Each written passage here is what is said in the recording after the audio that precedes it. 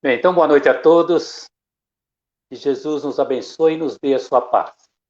Agradecemos a Sandra e a todo o pessoal do grupo de Estudos Espíritas Francisco Cândido Xavier para a live de hoje, que vamos fazer junto com o Recanto da Paz, né? Então, também fica o nosso oi lá para o Edson. Então, vamos agradecer a Deus, nosso Pai amoroso, por nos ter permitido mais um dia de vida. Também agradecer a Jesus, nosso mestre e amigo, pela luz do esclarecimento, para que não andemos nas trevas. Vamos agradecer os nossos mentores individuais, nossos guias espirituais, que chamamos, né, de anjos da guarda, pelo amparo, pela proteção nessa nossa caminhada. E junto com eles, então vamos dizendo: Pai nosso que estás nos céus, santificado seja o vosso nome. Venha a nós o vosso reino. Seja feita a vossa vontade, assim na terra como no céu. O pão nosso de cada dia nos dai hoje. Perdoai as nossas dívidas, assim como nós perdoamos aos nossos devedores. E não nos deixeis cairmos em tentações, mas livra-nos, Senhor, de todos os males, de todas as perturbações, porque vosso é o poder e a glória para todos sempre. E que assim. Então, como foi falado, o nosso tema de hoje é o exemplo dos pais na educação dos filhos. Né? Pai, seja na paternidade, na maternidade, mas como estamos em agosto, basicamente é mais sobre os pais. Né? Chico e Emmanuel também sempre dizem, né, que com a força do exemplo vencerás. E Kardec, ele diz que os pais são os primeiros professores e educadores, e o lar é a primeira escola. Então, nossa participação é fundamental na orientação de nossos filhos. E o objetivo é mostrar que deve buscar infatigavelmente o discernimento na sublimação das tendências. Né? O professor Ivaio Kardec foi discípulo de Pestalozzi, grande pedagogo, e que Pestalozzi dizia, tinha até um livro, Como Gertrudes Ensina Seus Filhos, Meus Filhos, né? Ele dizia isso. Kardec, logicamente, aprendeu com ele muito da sua metodologia que ele trouxe para todos nós. E ele dizia, já naquela época, ainda como professor de Elisade de Paio, a intuição é a base da educação. O momento de ensinar não é o de julgar e criticar. E que nós devíamos aproveitar todo o potencial da criança, cultivar aquele espírito natural de observação da criança, a sua inteligência, para que ela pudesse descobrir por si mesma as regras. Então, Pestalozzi dizia, educação significa o desenvolvimento natural, progressivo e sistemático de todas as forças. Então, esse desenvolvimento natural, nada forçado, levando ao progresso para descobrir, programar e somar valor. Então, tem outros grandes filósofos que falaram também sobre a educação. E nós podemos citar dois que são precursores da doutrina espírita, Platão e Sócrates. Platão dizia: educação consiste em dar ao corpo e à alma toda a perfeição de que são capazes. E Sócrates dizia: educação tem por fim evitar o erro e descobrir a verdade. Tem também um grande educador chamado Kant.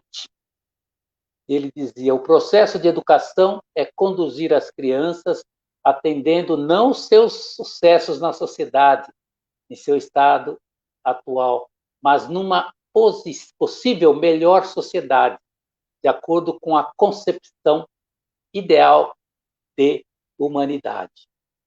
Então, Joana de Ângeles, no livro Lampadário Espírita, inclusive ela trouxe esse livro dizendo que depois de quase mais de 2000 anos, né? Na época ainda não tinha 2000 anos do Evangelho de Jesus, havia tão escassa sementeira de luzes. E ela lançou esse livro para servir de base, né, de apoio para o culto do Evangelho Lar. O livro é Lampadário Espírita, com temas contemporâneos, né?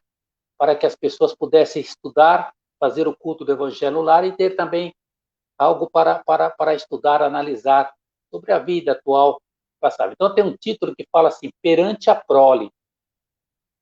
E ela diz assim, ele é filho de Deus, segue hoje ao teu lado sob a direção da tua experiência.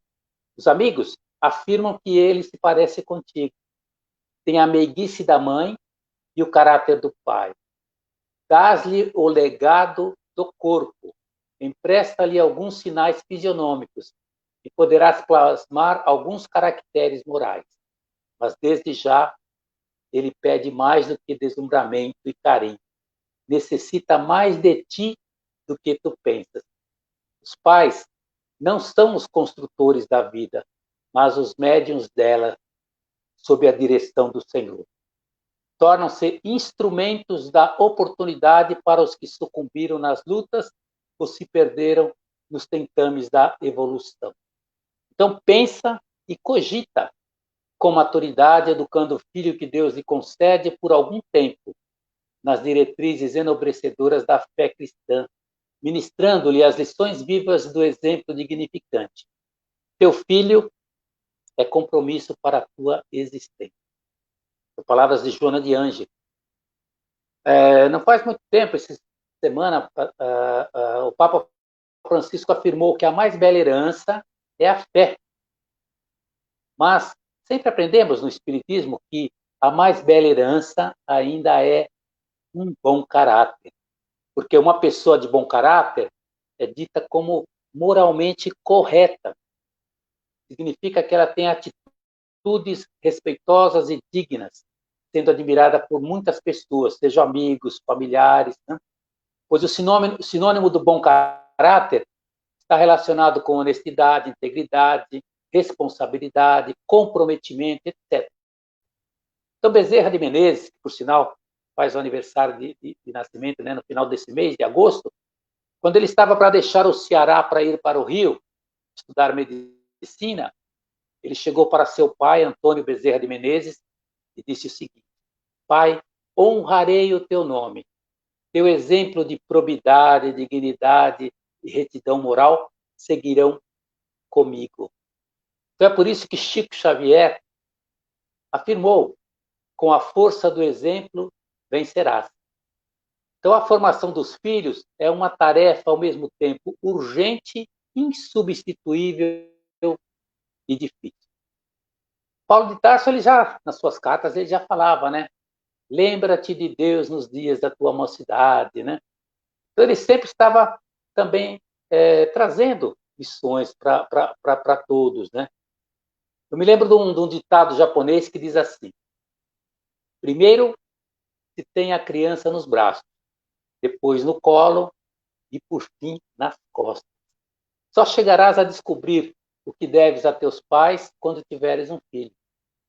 Então é só a gente analisar, pensar, né? E Jesus, logicamente, ele falou, né? Deixai vir a mim as criancinhas, não as impeçais, porque delas é o reino dos céus. E Kardec colocou essa colocação no capítulo que fala da pureza de coração, que a criança é um exemplo para todos nós. Mas, em Coletâneas do Além, Emmanuel mesmo, ele fala sobre a criança. A criança é o futuro. Então, ele diz que essa fala de Jesus não se destinava só àquela circunstância quando os discípulos tentaram impedir as crianças de chegarem próximo de Jesus. Ela se expande num longo processo, num longo porvir da humanidade e nos alcança hoje, nesse momento que estamos, né, de transição planetária, já para adentrar ao mundo de regeneração. Então, nesse longo porvir da humanidade que nos alcança hoje, os que virão e a importância no trato com esses seres. Então, Emmanuel diz que enquanto não formos uma civilização já regenerada e feliz, né, esse seria o trabalho central moldado nos processos educativos. E exalta, logicamente, a importância fundamental das crianças com uma educação com os valores do Evangelho. E todos aqueles com a responsabilidade da educação, não nos colocaram assim como impedimentos, mas como estimuladores para as buscas reveladoras para a mente humana, seja as crianças no lar, na casa espírita, na rua, etc. Né? Então, em algum nível, todos nós somos educadores. E aí vem a pergunta, nós temos sido impeditivos ou estimuladores? Então, falamos para enriquecer nosso cabedal para a tarefa de instruir, educar, amparar, inspirar para a libertação espiritual. Aí nós podemos ver todas as casas espíritas têm, né, os seus departamentos de evangelização infantil, de mocidade, né, e faz também, né, o encontro de pais e todos essa busca de aproximar, né, a criança ou adolescente de Jesus. Outro livro de Joana que podemos citar é o SOS Família, e ela fala dos deveres dos pais. Então, Joana diz que a infância no homem demora maior período do que qualquer outro animal. E os deveres estão inscritos na consciência. Entretanto, o amor que tem escasseado nos processos modernos da educação possui os elementos essenciais para a vida feliz, né? Ou para essa feliz aspiração que nós temos, né, com as nossas crianças. E nos componentes do amor estão o companheirismo, o diálogo franco, a solidariedade, indulgência, energia moral. E no capítulo da liberdade, fator basilar, nunca esquecer o dever da responsabilidade. Liberdade de ação e responsabilidade dos atos ajuda o discernimento desde cedo entre o que se deve, convém e o que se pode fazer. Até se fala, né, que é de pequenino que se torce o pepino, tem um ditado popular. Então nós devemos buscar os hábitos salutares, nem excesso de severidade, nem acúmulo de receios injustificáveis, respeito a todos, porque os pais educam para a sociedade quanto para si mesmos. Até tem um livro interessante, né, que fala da educação dos filhos, de Samitiba, Quem Ama, Educa. Ele traz vários assim, exemplos e fala muito sobre a educação dos filhos. Mas vamos entrar no Livro dos Espíritos, na questão 582, Kardec pergunta, pode-se considerar como missão a paternidade? E a resposta dos benfeitores espirituais é, sem dúvida, uma missão. É também grandíssimo dever que envolve mais do que se pensa o homem a sua responsabilidade quanto ao futuro. Deus coloca o filho sob a tutela dos pais, a fim de que estes o dirijam na senda do bem, que o torna propício a todas as impressões. Lá no Livro dos Espíritos está bem mais detalhado, né? Mas nós tentamos dar uma sintetizada. Então, podemos nos lembrar também que no Evangelho segundo o Espiritismo, no capítulo 14, Santo Agostinho diz assim, ó espíritas, compreendei agora o grande papel da humanidade. Quando produzis um corpo, a alma que nele encarna vem do espaço para progredir. Vosso dever é dar todo o vosso amor em aproximar de Deus essa alma. Tal a missão que vos foi confiada, cuja recompensa recebereis se fielmente a cumprirdes. Os vossos cuidados e a educação auxiliarão o seu aperfeiçoamento e o seu bem-estar futuro. Lembrai-vos de que a cada pai e a cada mãe perguntará a Deus, que fizeste o filho confiado à vossa guarda? Por isso temos o dever aproximar essas almas do Cristo. Então a família é a agência educadora por excelência. E a verdadeira caridade começa em casa.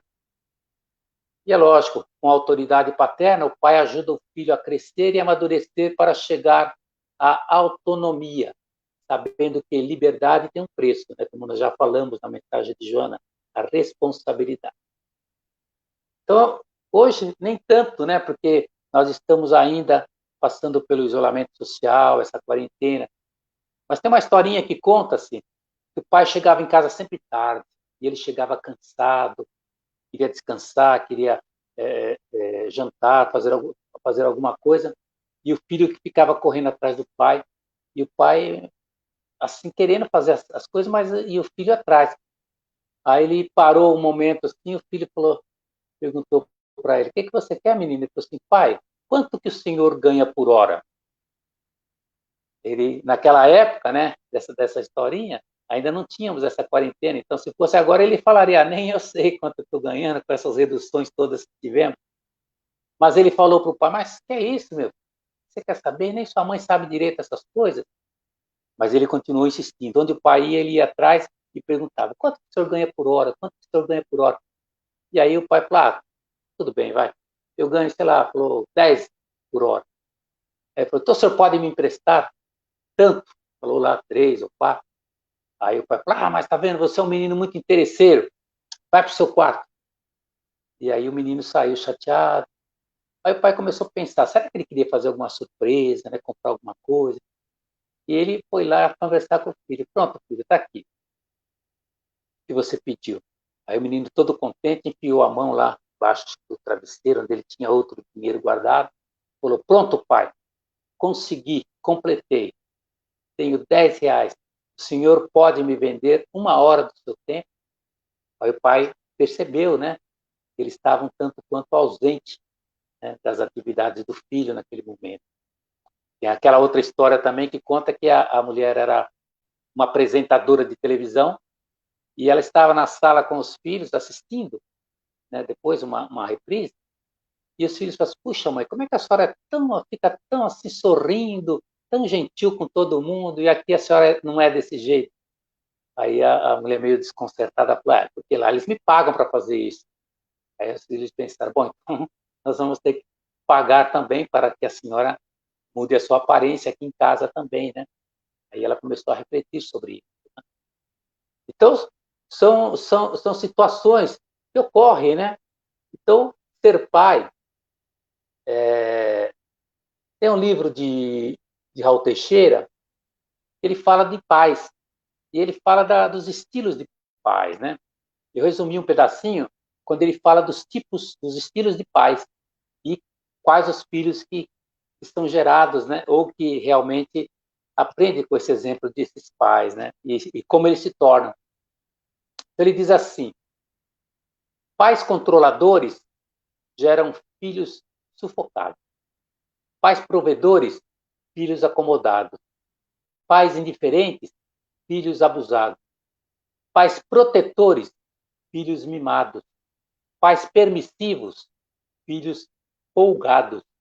Pais perfeccionistas, filhos imaturos. E pais educadores, aí sim, gerará filhos equilibrados, bem comportados e seguros. Então, nós temos que ser esses pais educadores. Então, acho que no ano passado, nós vimos, na época assim, do Dia dos Pais, no shopping, um folder, uma das lojas colocaram sobre presente para o Dia dos Pais, né? E essa loja dizia assim, ser pai é compartilhar o passado, amar o presente e respeitar o futuro. E fala de classificar os momentos da vida, né? Os cuidados, a importância, os carinhos, a base, seja na paternidade biológica, adotiva ou simbólica, né? Ou seja, também numa relação multiparental, ou seja, quando tem 2 pais e 2 mães no registro civil. Sempre procurar aquelas palavras que potencializam os valores essenciais que a criança precisa e que nós também precisamos, que ligam-se com o aprendizado de pais e de filhos, porque aprender é dar passos à frente, resgatando os laços da infância. Então, Leon Denis, ele fala sobre educação também, e ele fala das gerações agora, né? Da mesma forma como Emmanuel falou. Leon Denis diz assim, pela educação, gerações transformam e aperfeiçoam. Para uma sociedade nova, é necessário homens novos. Por isso, a educação desde a criança é de importância capital. E não basta só ensinar os elementos da ciência, Aprender a governar-se, conduzir-se, ser consciente e racional é tão necessário como saber ler, escrever e contar. Mas ele diz que hoje, né, naquela época ainda, presta-se mais atenção em desenvolver faculdades e lados brilhantes do que suas virtudes. Na escola, como na família, há muita negligência em esclarecê-las sobre seus deveres e seu destino. Coloca-se no cérebro da criança muitas informações, muitas noções de fatos, datas, nomes, e nada de educação moral. A moral da escola, desprovida de sanção efetiva, sem ideal verdadeiro, é estéril e incapaz de reformar a sociedade. Para despertar na criança as primeiras aspirações ao bem, para corrigir um caráter difícil, é preciso perseverança, firmeza, ternura. Só o coração do pai e da mãe podem dar. Esses espíritos vêm coabitar conosco para que, desde o berço, as tendências que a criança trouxe de suas existências passadas, então apliquemos a desenvolver as boas e aniquilar as más. Então, até no Evangelho, nós temos uma mensagem que diz que cada época está marcada pelo selo da virtude ou do vício, que fará com que uma geração se perca ou se salve. A grande virtude desta época é a atividade intelectual, mas o grande vício é a indiferença moral. Quer dizer, isso foi dito naquela época, mais de 160 anos atrás, e é oportuna para nós esses dias.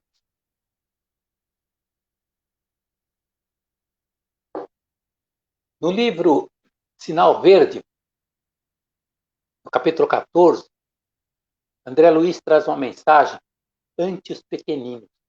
E ele diz assim, pequeno trecho: a mente infantil sempre nos devolverá no futuro aquilo que a ela der. Toda criança é um mundo espiritual em construção e reconstrução, solicitando material digno para ser consolidado. Por isso, a importância de não sermos impedidores, mas auxiliares, e isso é um compromisso de alma para a vida inteira. É uma nobre missão. Então, a educação do espírito, tem uma revista da Aliança Espírita Evangélica, ela traz uma revista chamada Trevo. Tem uma revista já há muito tempo, não me lembro de quando que é, o título é Educação, o Espírito em Eterna Construção. Eu achei interessante e resolvi compartilhar.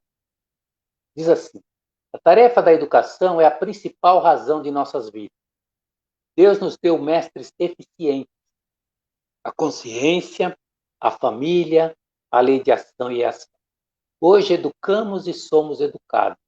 Somos professores e alunos, mestres e aprendizes, líderes e liderados.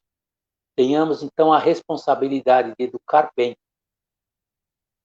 e a humildade de aprender melhor ainda.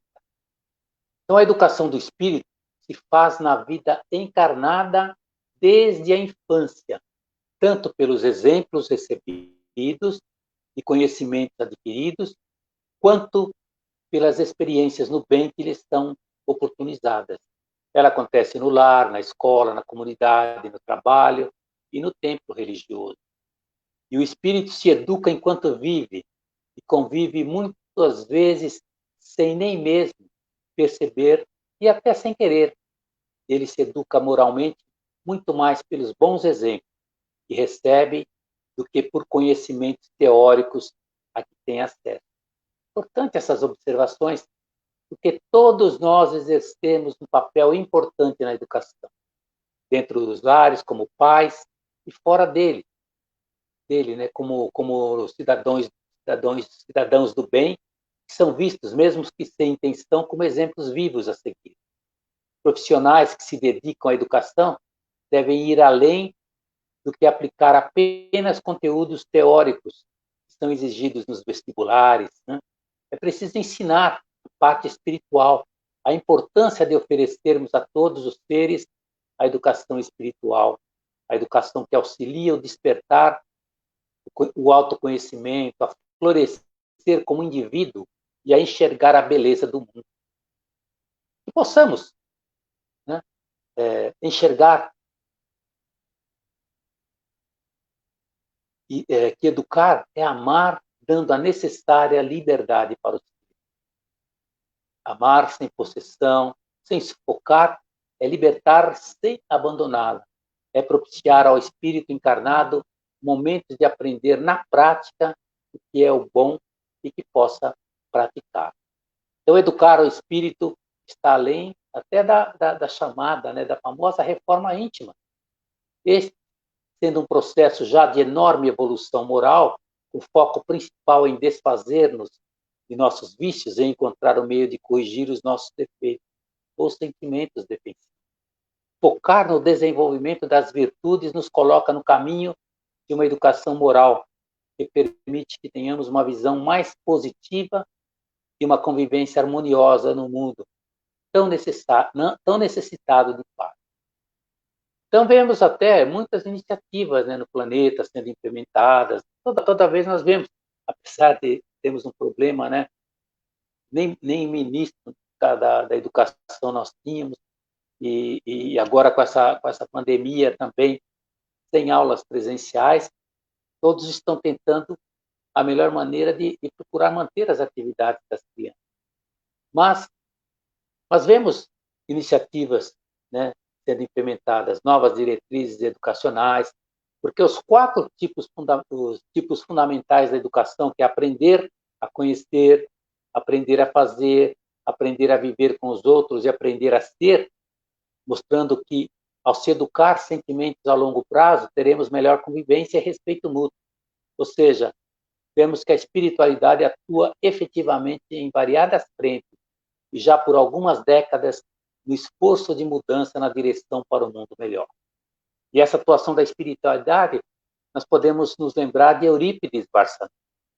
Foi pioneiro no conceito de educação do espírito.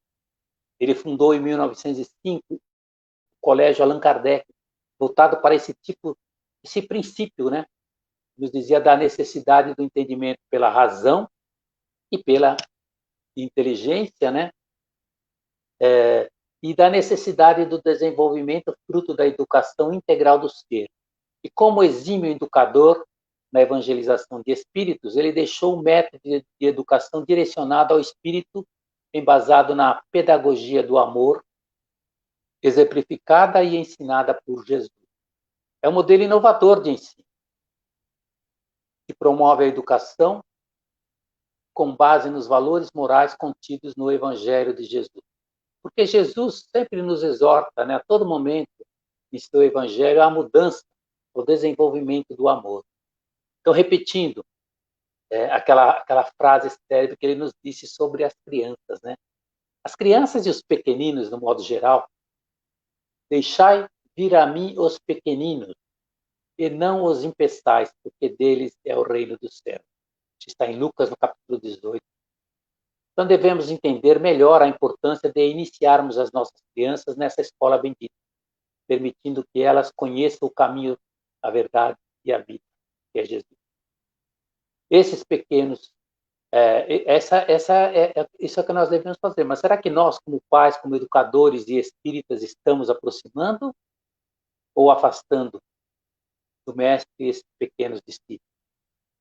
Então, Emmanuel disse: ajudar a criança, amparando-lhe o desenvolvimento sob a luz do Cristo, é cooperar na construção da reforma, né, santificante da humanidade, na direção do mundo redimido de amanhã.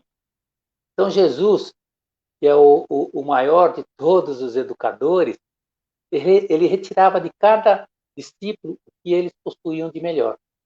Por isso, a humanidade sempre teve grandes educadores, pensadores, filósofos, estudiosos, encarnados entre nós, né, que deixaram valiosas lições que continuam bastante atuais para refletirmos, né, sobre nossa educação espiritual. Nós já citamos alguns, mas existem tantos outros, desde Moisés, e todos os que buscaram trazer a educação para nós. Então, como aprendemos, né, se a melhor escola ainda é o lar, precisamos estimular a campanha do Evangelho no lar, viver em família. Vamos apertar esse laço, pois família são emoções e pensamentos. E através de nossas emoções produzimos vibrações que vão alimentar nossas células para o bem ou para o mal. Criamos o padrão vibratório e essas frequências podem combinar com doenças atraindo viroses ou frequências que fortalecem as nossas defesas.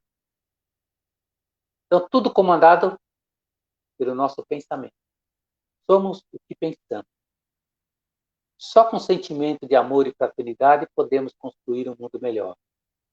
Queremos paz, mas nem mesmo no recinto do lar nós não temos paz. Somos seres briguentos e desunidos.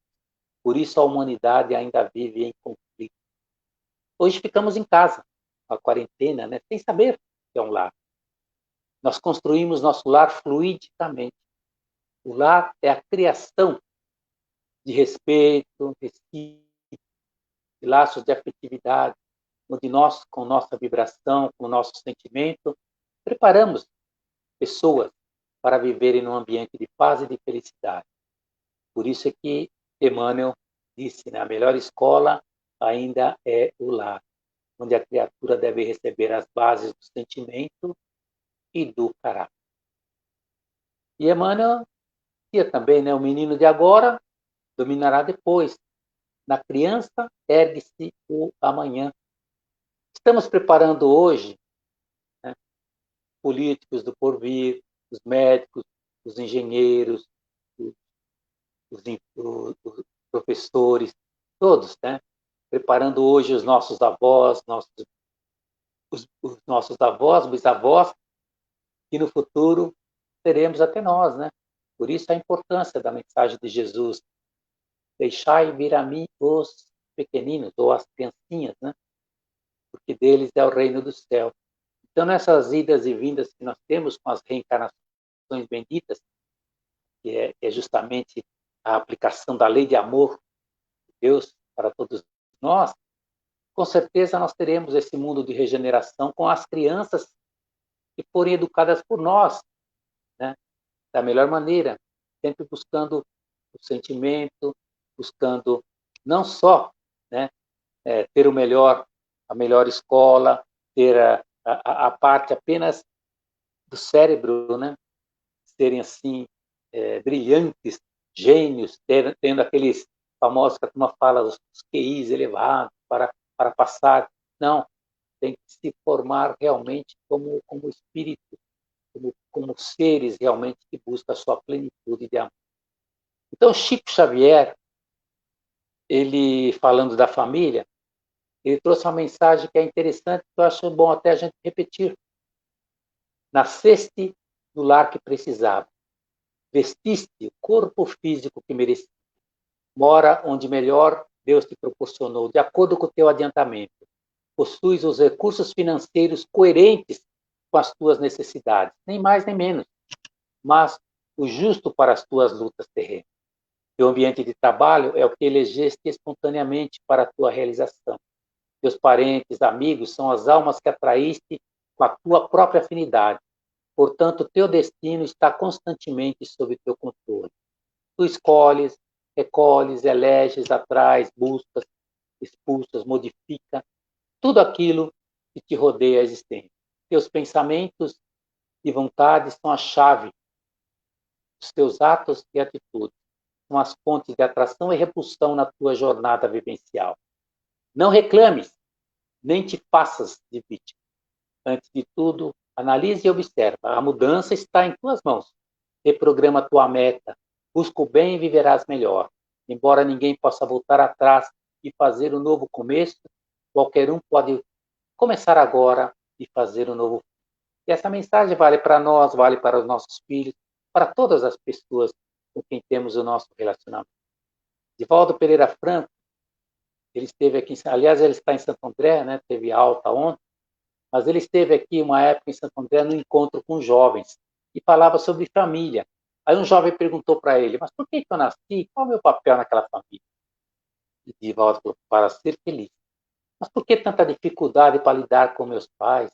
Porque os pais deles também tiveram problemas. É um choque de opiniões, né, de gerações. E ao final ele falou, jovens, tenham paciência com seus pais. Não nascemos onde merecemos, mas onde temos a necessidade para evoluir. Nascemos onde podemos ser mais úteis. Cada um de nós no lar devemos corresponder às expectativas. Então, para nos ajudar a corresponder às expectativas, eu vou lembrar uma mensagem de André Luiz, que está no livro Sinal Verde. O título é No Recinto Doméstico. E ele fala assim, bondade no campo doméstico é a caridade começando de casa. Nunca fale aos gritos, abusando da intimidade com os entes queridos. Utiliza os pertences caseiros sem barulho, poupando o lar a desequilíbrio e perturbação. Aprenda a servir-se, tanto quanto possível, né, de modo a não agravar as preocupações da família. Colabore na solução do problema que surja, sem alterar-se na queixa. A sós ou em grupo, tome a sua refeição sem alarme. Converse edificando a harmonia. É sempre possível achar a porta do entendimento mútuo quando nos dispomos a ceder de nós mesmos, em pequeninas demonstrações de renúncia a ponto de vida. Quantas vezes um problema aparentemente insolúvel pede tão somente uma palavra acalmante para ser resolvido? Abstenha-se de comentar assuntos escandalosos ou inconvenientes. E em matéria de doença, fale apenas do estritamente necessário. Procure algum detalhe caseiro para louvar o trabalho e o carinho daqueles que lhe compartilham a existência. E não se aproveite da conversação para entretecer apontamentos de crítica ou censura a quem quer que seja. Se você tem pressa de sair, atenda seu regime de urgência com serenidade e respeito, sem estragar a tranquilidade. Então, hoje, temos os novos hábitos, né, que o Covid-19 nos força a adotar para nos proteger e proteger nossa família. Usar máscara, higienizar as mãos e ambientes, álcool gel, fazer o home office em casa. Lá. Mas apesar da pandemia, hoje o mundo está um caos. Vemos ações de agressividade, preconceito, racismo e tantas manifestações. Falta bom senso, falta moderação, falta prudência. Por isso a necessidade de orar por proteção. Muita paz e bastante equilíbrio. Além disso, vemos que alguns hábitos perniciosos ainda continuam, né, como a corrupção. E nesse momento, com todas essas pressões e informações que chegam, né, de todos os lados, a gente percebe que como ficar em casa, né, junto com a família, que exemplo estamos dando? Eu vi numa revista Despertar, do ano passado, de agosto de 2019, que fala de algumas lições que nós poderíamos ensinar aos nossos filhos. Por exemplo, ter autocontrole faz bem. Saber esperar, controlar os impulsos, ter consideração pelos outros, evitará agressividade, depressão, má alimentação, fumar, beber, tudo isso, né? Mas só que nós temos que ser o exemplo. Como? Nosso filho vê que a gente continua calmo, mesmo quando as coisas não saem como planejamos? Ele está olhando, né? Ficamos nervosos ou bravos, né? Segundo, vale a pena ser humilde, respeitar as outras pessoas, não ser arrogante, estar sempre disposto a aprender. E isso traz efeitos benéficos, ou seja, a pessoa tem mais amigos, se dá bem com todas, se torna mais compreensiva. Então, e ensine a ser sempre grato, mas seja você o exemplo. Deixe seu filho saber que você também precisa da ajuda do outro.